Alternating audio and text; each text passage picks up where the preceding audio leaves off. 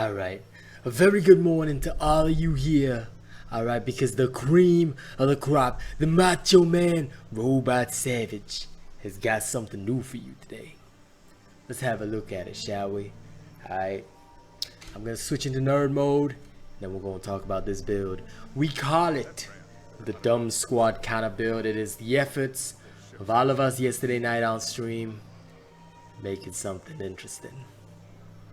Surprise again! You thought I was gonna go in nerd mode, but I didn't. Alright, let's have a look at this build, Macho Man style. Okay. Once again, it's a chronivore weapon. I know you guys are sick of it, but I don't care because these are awesome. And you need to see how this one works. You like it. Alright, so don't worry, I'm actually gonna switch to nerd mode for the explanation. You start with the Edge of Tomorrow, which is the chronivore sword. And you put a toughness cell and a tenacious cell right in here. Okay, this is a full life build, so you guys might like it. Avenging Overdrive will be your special. Your mod will be your recursive hilt, and your bond will be the Call of Dawn, which is the Rezakiri. Okay, this will give you the 10% double strike chance, as well as a good cunning base, so you can add a lot of crit in this build. Now, the cool thing about this is that it's like, how should I say this? It's a full life crit build with like almost limitless potential. With your Urska head, all right, you've got an energized cell in here, and with the Thraxus Shadow, you've got a Berserker cell. Thraxus Shadow will be your body. Now you've got your Chrono Grips for pulse, as well as another toughness cell. And you've got your Chrono Treads for pulse and a Berserker cell. Alright, your Lantern will be the Shrike Zeal with the Energized cell. Unfortunately, this only works with the Shrike Zeal, so Lantern is not optional. Okay, so for this counter build to work, you need to understand the perks that follow behind it, and we're going to go through them right now. Okay, so I'm going to temporarily remove my cam. Now, starting off, your +6 Berserker, the more you whack stuff, the more your damage goes up to 35%. Okay, so it's pretty cool. You've also got your Cunning, which boosts your critical strike chance, critical strike damage. Got Energized for that +40% weapon charge rate, which is amazeballs. You've got +6 Pulse, which means every 5th hit is guaranteed critical. +6 Toughness, which is going to increase your healing from all sources, gives you more max health. You've got +3 Cascade, which will give you a beautiful Lantern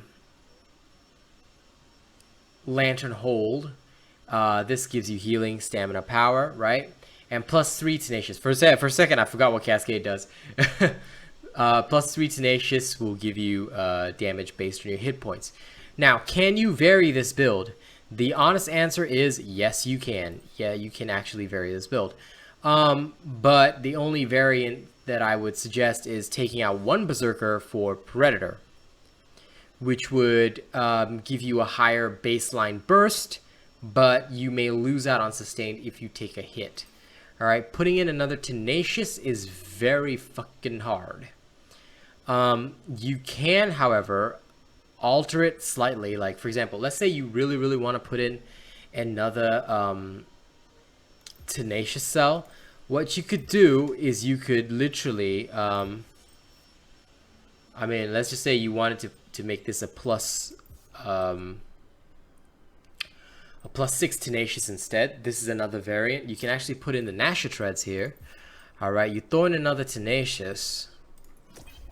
Okay, then you would change the toughness here to Pulse. Alright, and this would give you a variant with lower Berserker, so 20%, but more on Tenacious. So this one will, instead of having 13% damage from Tenacious, you would now have 28% from Tenacious and 20% from Berserker. So you'd be having, once again, a higher baseline burst, but a lower ultimate sustained. All right, so this is another variant that you can use if you choose. All right, I'm gonna go in with this particular variant just because I like the higher baseline Tenacious as opposed to the Berserker, but the original Dump Squad version was the one that I showed before. Okay, so either way, it's just rearranging how your damage comes in. I just like a higher baseline burst, but now it is that time. All right, ladies and gents, I'm sure you're excited for a combat showcase, so we're gonna go do that right now. I'm not gonna do it in the Macho Man voice, but we're gonna go do the combat showcase right now. And of course, if you like my videos, don't forget to like, share, and subscribe. And of course, you can send your spare change via the tip link in the description of the video. That'll keep me running faster. That'll keep my content going even more. All right, so make sure you do that. If you're not gonna, if you feed your boy, you like this content, feed your boy, and also help him get a new microphone faster. Okay. Let's go. Let me show you that even blind we can do this. Now we got a level 1 sword. Okay.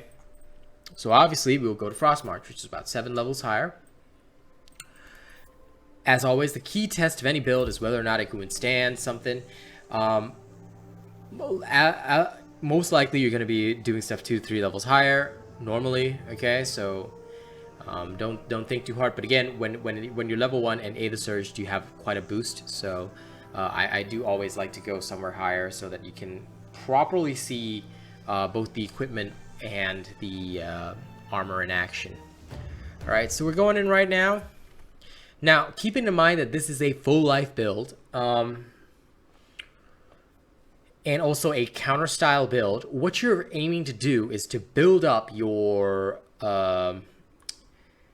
energy ASAP, which is why we've got +6 energized in here. The Shrike's Lantern is to cover your attack speed because, well, full life builds are slower. And with that, you can basically keep your Avenging Overdrive up most of the time. So it no longer becomes a special, it just becomes like a part of your entire system. Alright, so yeah. Alright, let's take a look at this Frosty Gnasher. He looks all frosty, like a snow clown.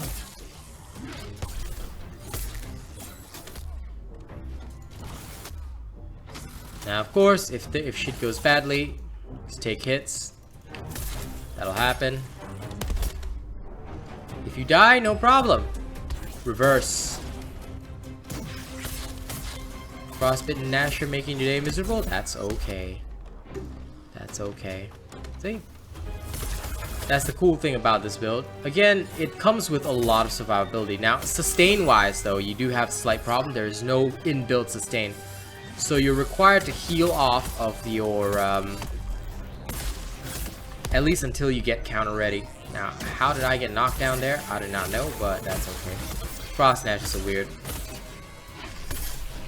Use continuous counter techniques right there.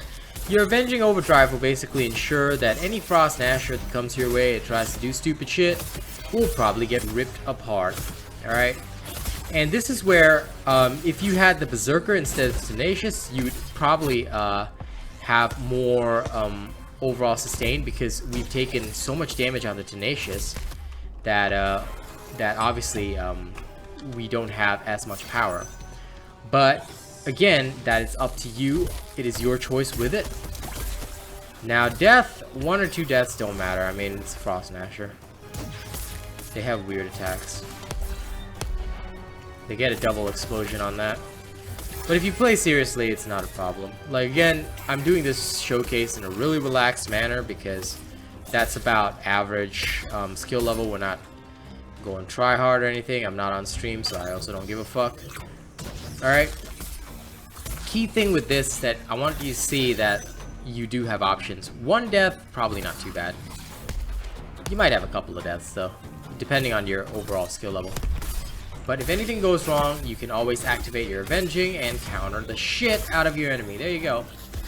So level 1 versus level 8 Frost Gnasher, no problem. Now again, you won't be doing this normally. Normally, for your first level, you'd actually go to the 5 to 8 area, not the 7 to 10.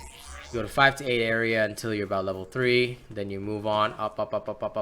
That's usually the most efficient leveling path. But again, we do this because it's a combat showcase. We need to show you the effectiveness of the build itself. Alright. Now keep in mind that again, it is full life, so you are slower. Alright? You are slower, and that's important. Because you are slower, you have to be wiser with some of your attacks.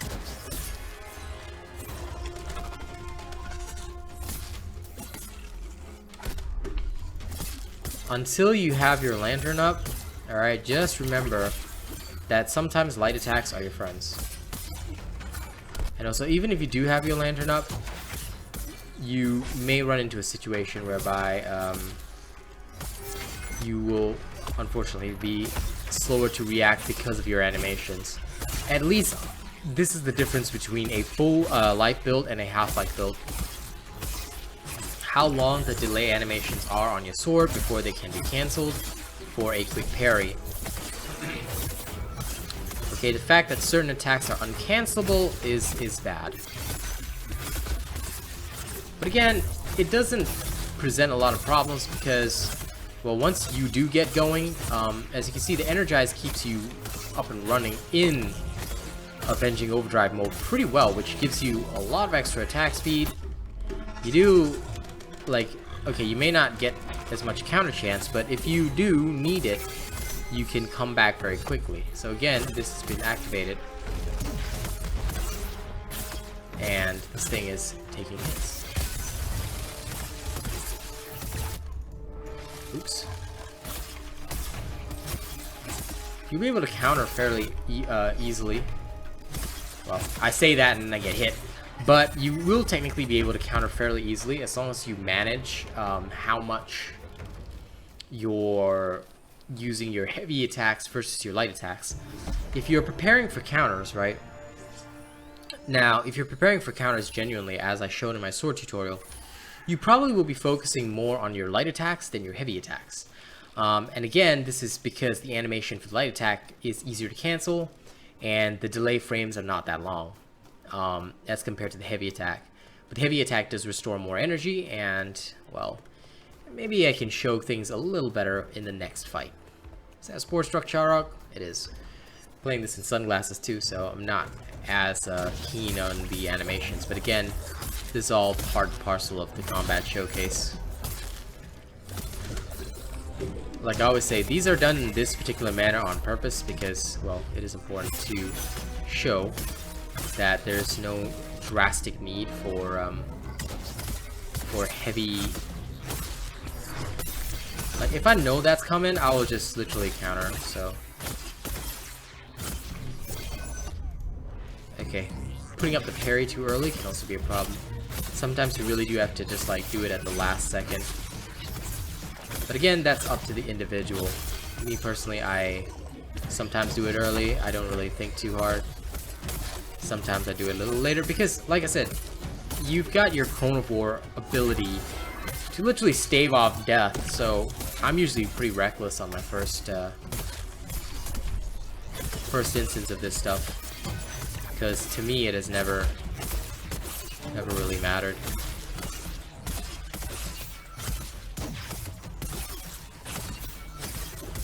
You can just go ham like that.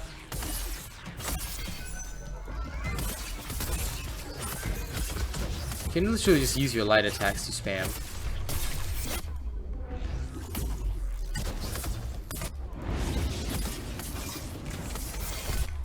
God damn it. Okay, a little bit there, but that's okay.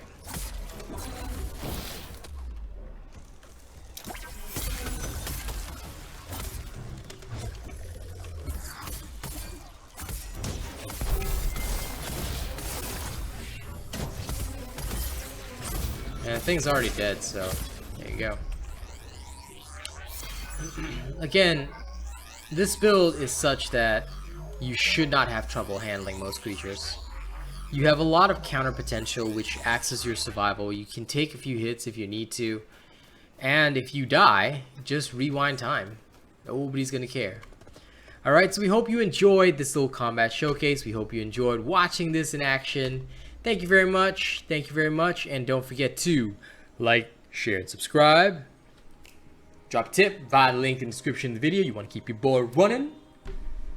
And the Macho Man Robot Savage will see you on the 8th of July for Omnimania. all-night event to get builds up as fast as we can. Don't miss it. See you on the next one, folks.